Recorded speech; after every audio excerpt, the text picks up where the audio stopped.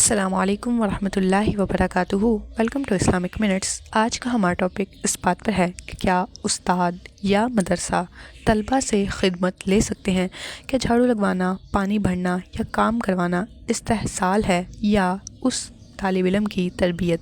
اور سب سے اہم سوال، کیا اسلام میں طالب علم پر حد سے زیادہ بوجھ ڈالنا، عمل کرنا یہ جائز ہے یا نہیں؟ اس کے بارے میں اسلام کیا کہتا ہے؟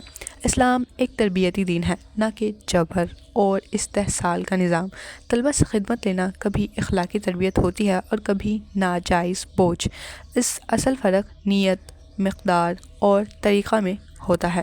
اللہ تعالیٰ نے قرآن مجید میں ارشاد فرمایا، اللہ کسی جان پر اس کی طاقت سے زیادہ بوجھ نہیں ڈالتا۔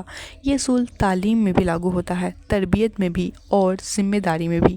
نبی کریم صلی اللہ علیہ وسلم نے کبھی صحابہ پر غیر ضروری بوجھ نہیں ڈالا ہے، نہ خدمت کو ذلت بنایا ہے۔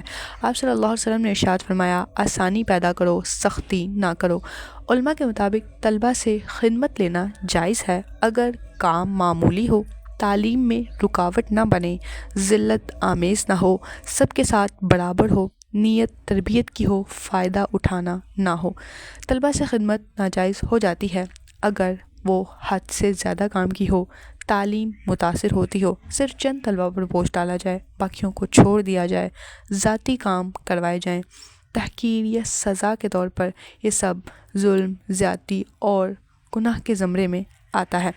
طلبہ سے خدمت لینا جائز ہے لیکن ان پر بوجھ ڈالنا جائز نہیں ہے۔ مقصد تربیت ہونا چاہیے، فائدہ اٹھانا نہیں۔ رحمت، عدل، حکمت، یہی اسلام کی تعلیم ہے اور یہی اسلام کا حسن ہے۔